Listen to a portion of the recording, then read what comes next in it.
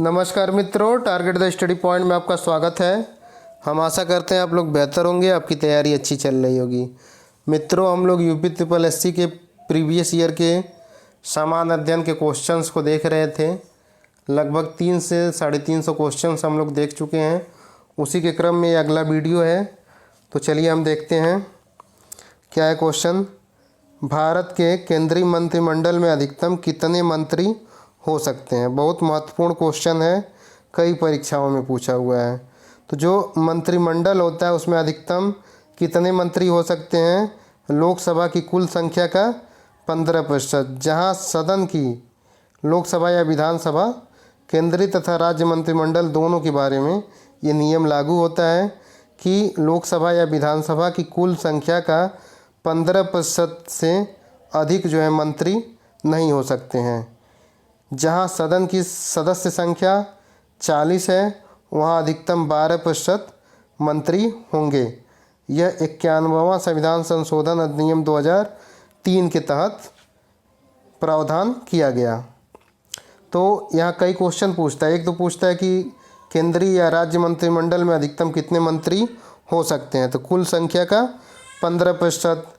ये भी पूछता है कि जहाँ सदन की सदस्य संख्या 40 है, वहाँ अधिकतम कितने मंत्री होंगे, तो 12% मंत्री होंगे। यह व्यवस्था किस संविधान संशोधन के तहत की गई, तो 91वां संविधान संशोधन अधिनियम 2003 के तहत। आगे देखिए, भारत में अब तक कितनी बार विमुद्रीकरण किया जा चुका है? तो भारत में अब तक 3 बार जो है विमुद्रीकरण किया जा चुका है। प्रथम बार सन 1946 ईस्वी में हुआ था, तब 500 तथा 1000 के नोटों को बंद कर दिया गया था। जबकि स्वतंत्रता के बाद प्रथम या दूसरी बार विमुद्रीकरण मोरारजी देसाई की सरकार में 1978 ईस्वी में किया गया। तब प्रचलन में रहे 1000, 25,000 तथा 10,000 के नोटों को बंद किया गया था। तीसरी बार विमुद्रीकरण 8 नवंबर 2016 को किया गया, जिसमें 500 और 1000 के नोटों को बंद कर दिया गया है। अगला क्वेश्चन देखिए, प्रसिद्ध कार्टून पात्र मिक्की माउस का निर्माता कौन है? तो वाल्ट डिज्नी स्टूडियो जो है मिक्की माउस का निर्माता है। अगला क्वेश्चन देखिए, बोरो वन्यजीव अभ्यारण्य तथा करेरा वन्यजीव अभ्यारण्य कहाँ स्थित है? तो मध्य प्रदेश में स्थित है। बोरो तथा करेरा वन्यजीव अभ्यारण्य कहाँ स्थित है? मध्य प्रदेश में। अगला क्वेश्चन देखिए, गांधी जी ने किसे महान प्रहरी की उपाधि प्रदान की? तो रविंद्रनाथ टैगोर को गांधी जी ने महान प्रहरी कह के संबोधित किया था, तथा गांधी जी ने इनको गुरुदेव की भी उपाधि प्रदान की थी। गोस्वामी तुलसीदास की प्रमाणिक कितनी रचनाएं हैं? तो गोस्वामी तुलसीदास की प्रमाणिक 11 रचनाएं हैं। कौन कौन सी है उसको एक बार देख लीजिए। कवितावली, दोहावली, कृष्ण गीतावली और गीतावली। इसमें कन्फ्यूजन अक्सर होता है। गीतावली तथा कृष्ण गीतावली दोनों है। कृष्ण पे इनके द्वारा लिखी गई एकमात्र रचना कृष्ण गीतावली है। बरैवा रामायण, रामलला नचहु, विनय पत्रिका, वैराग्य संदीपनी, जानकी मंगल तथा पार्वती मंगल है। आगे बढ़िए, हिंदी को भारत की राजभाषा कब बनाया गया? तो 14 सितंबर 1949 को हिंदी की राजभाषा के रूप में स्वीकार किया गया। इस कारण 14 सितंबर को हिंदी दिवस के रूप में भी मनाया जाता है। तो हिंदी को राजभाषा कब बनाया गया? 14 सितंबर 1949 को, और इसीलिए 14 सितंबर को हिंदी दिवस के रूप में मनाया जाता है। आगे देखिए, हिंदी का प्रथम समाचार पत्र कब और कहाँ से प्रकाशित हुआ?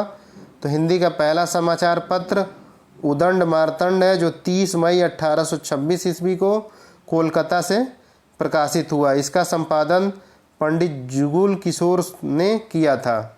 कई क्वेश्चन इसमें छुपा हुआ है कि हिंदी का पहला समाचार पत्र क्या है? उदंड मार्तंड है। इसका प्रकाशन कब हुआ? 30 मई 1826 में। कहाँ से हुआ? कोलकाता से हुआ।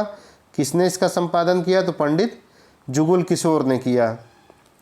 आगे बढ़िए, श्री सैलम बांध किस नदी पर बनाया गया है?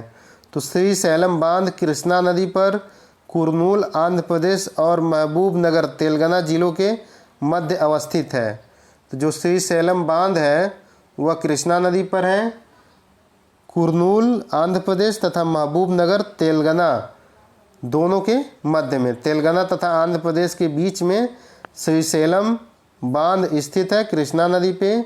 यह भारत का द्वितीय सर्वाधिक क्षमता वाला जल विद्युत उत्पादक केंद्र है। प्रथम कौन सा है, कमेंट करके बताइए आप लोग।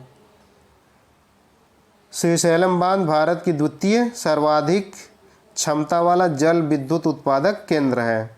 यूपी SSS द्वितीय पे निगाह लगाई हुई है, वह द्वितीय को ही पूछ रहा है कि सर्वाधिक द्वितीय क्षमता वाला जल विद्युत उत्पादक केंद्र क्या है, या दूसरी लंबी नदी क्या है, या दूसरी ऊंची चोटी क्या है। तो इन सब चीज़ों पे ध्यान दीजिए आप लोग। भारत का दूसरा सर्वाधिक क्षमता वाला जल विद्युत उत्पादक केंद्र क्या हो गया, श्रीशैलम हो गया, जो कृष्णा नदी पर बना हुआ है। वर्ष 1947 ईस्वी में भारत में प्रति व्यक्ति वार्षिक आय कितनी थी। तो 1947 में भारत में प्रति व्यक्ति वार्षिक आय 249 रुपया 60 पैसा थी। सोचिए उस समय जब देश आज़ाद हुआ तो एक व्यक्ति एक साल में मात्र 249 रुपया 60 पैसा कमाता था। इस समय क्या है, लगभग 90,000 है। काशी विद्यापीठ वाराणसी की स्थापना कब और किसके द्वारा की गई थी। बहुत महत्वपूर्ण क्वेश्चन है, अगर परीक्षा में आ जाए तो बहुतों लोगों मैक्सिमम लोगों का गलत होगा। काशी विद्यापीठ वाराणसी की स्थापना कब और किसके द्वारा की गई। तो महात्मा गांधी काशी विद्यापीठ वाराणसी की स्थापना 10 फरवरी 1921 ईस्वी में असहयोग आंदोलन के दौरान बाबू शिव प्रसाद गुप्ता तथा भगवान दास द्वारा की गई। तो काशी विद्यापीठ की स्थापना किसके द्वारा की गई, शिव प्रसाद गुप्ता तथा भगवान दास द्वारा। कब की गई, 10 फरवरी 1921 ईस्वी में। और आरंभ में इसका नाम काशी विद्यापीठ था, लेकिन 1995 में इसका नाम महात्मा गांधी काशी विद्यापीठ के नाम से जाने जाना लगा।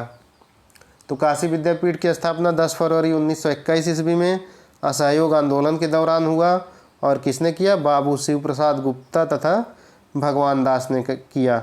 इसका नाम महात्मा गांधी काशी विद्यापीठ 1995 ईस्वी में पड़ा। अगला क्वेश्चन देखिए, वर्ष 1951 में भारत की साक्षरता दर क्या है। तो वर्ष 1951 में भारत की साक्षरता दर 18.33 थी, जो 2011 की जनगणना में बढ़ के कितनी हो गई, 74% हो गई। ये पूछा हुआ है क्वेश्चन यूपी SSS में।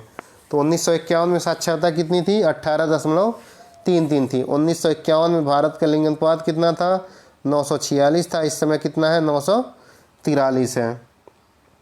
आगे देखिए, किडनी अर्थात गुर्दे में रक्त किस माध्यम से प्रवेश करता है।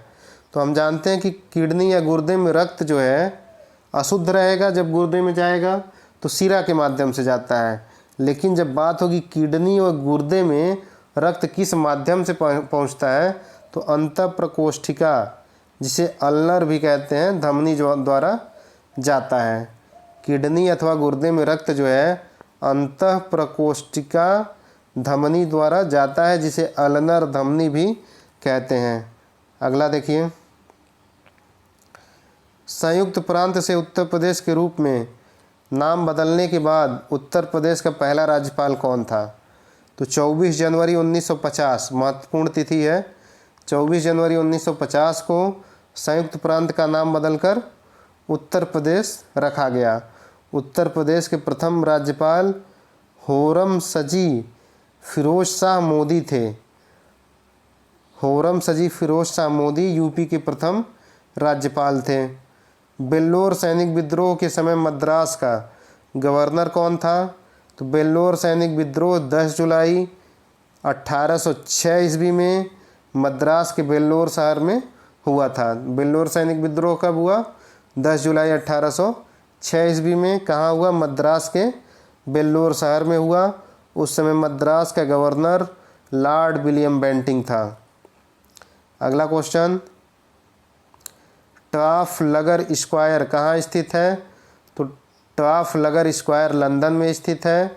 लंदन में स्थित एक चौक है, इसका नाम Trafalgar square battle of Trafalgar 1805 की स्मृति में रखा गया था। बैटल ऑफ ट्राफलगर में नेपोलियन को ब्रिटिश सेना ने परास्त किया था। उसी के स्मृति में उस चौक का नाम जहाँ पे युद्ध हुआ था ट्राफलगर स्क्वायर रखा गया। अगला क्वेश्चन महत्वपूर्ण क्वेश्चन है। रैयतवाड़ी बंदोबस्त महाराष्ट्र मद्रास में किसके द्वारा लागू किया गया? तो रैयतवाड़ी बंदोबस्त मद्रास में किसके द्वारा लागू किया गया?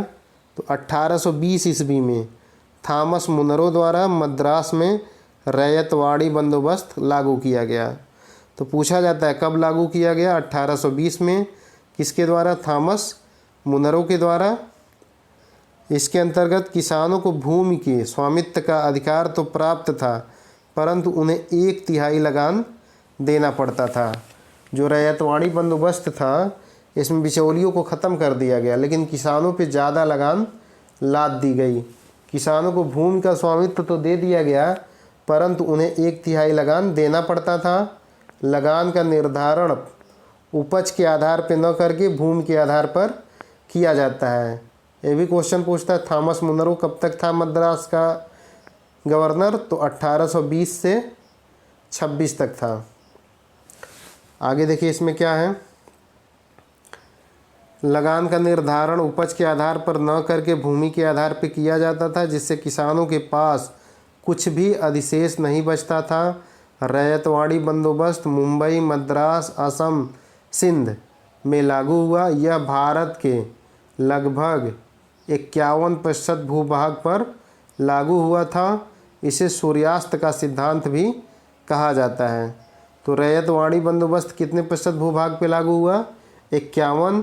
सूर्यास्त का सिद्धांत किस व्यवस्था को कहते हैं? रैयतवाड़ी व्यवस्था को। रैयतवाड़ी व्यवस्था में कितना देना पड़ता था लगान?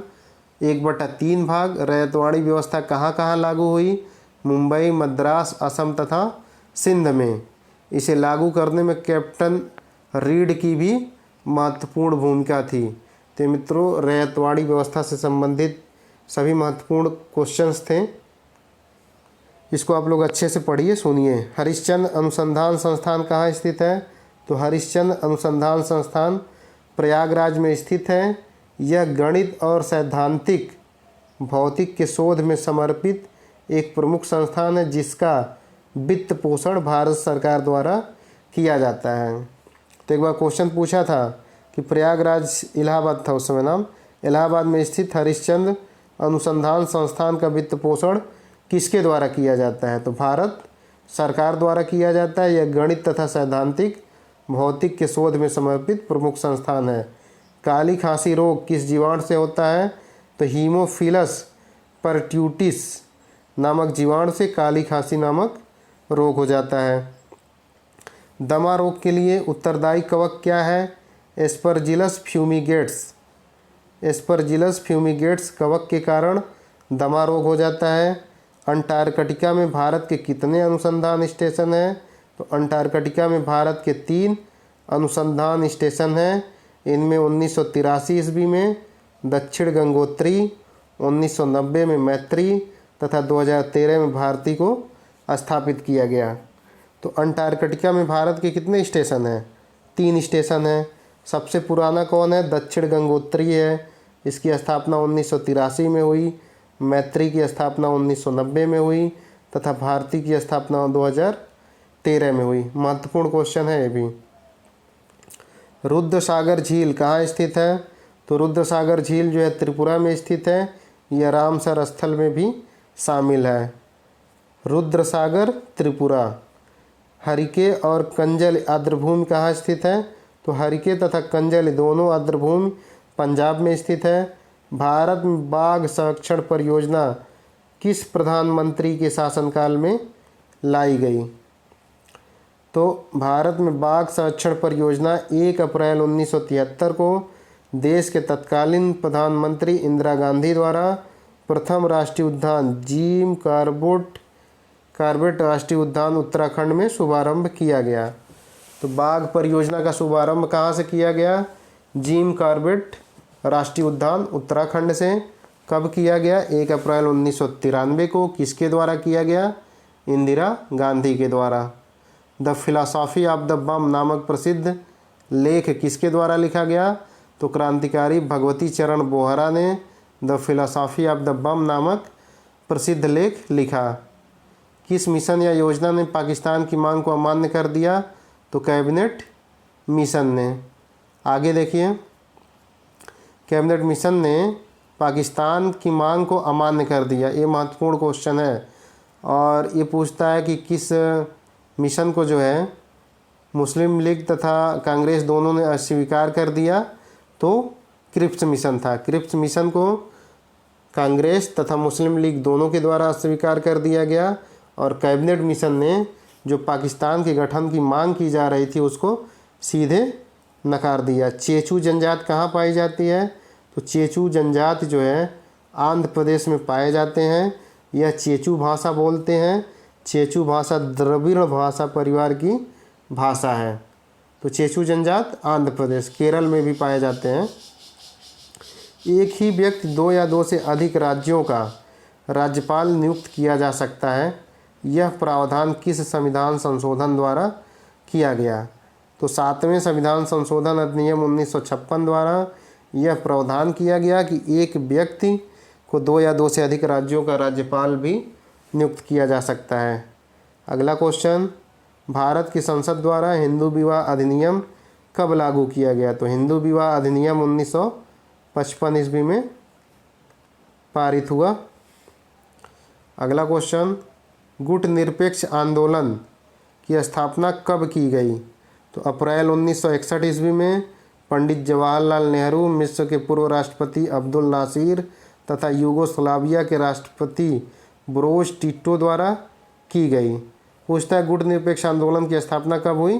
तो 1961 ईस्वी में। किसके द्वारा? जवाहरलाल नेहरू, अब्दुल नासिर तथा ब्रोज टिटो के द्वारा। देखिए, नॉर्मन बोरलॉग को किस क्षेत्र में नोबेल का पुरस्कार दिया गया? ये क्वेश्चन आप लोगों के लिए है, आप लोग इसको जो है कमेंट करके बताइए। तो मित्रों, ये जो है कि महत्वपूर्ण यूपी ट्रिपल एससी में पूछे हुए क्वेश्चंस थे। हम आशा करते हैं आप लोगों को अच्छे लगे होंगे। यूपी ट्रिपल एससी की परीक्षाओं में पूछे हुए लगभग 400-450 क्वेश्चंस करा दिए गए हैं, जो बहुत ही महत्वपूर्ण हैं। क्वेश्चंस रिपीट भी होते हैं, इसलिए आप लोग वीडियो को अच्छे से देखिए। वीडियो अच्छी लगती है तो अधिकाधिक इसे शेयर करिए। चैनल पर सब्सक्राइबर बढ़ाने की मुहिम को तेज करिए। धन्यवाद दोस्तों।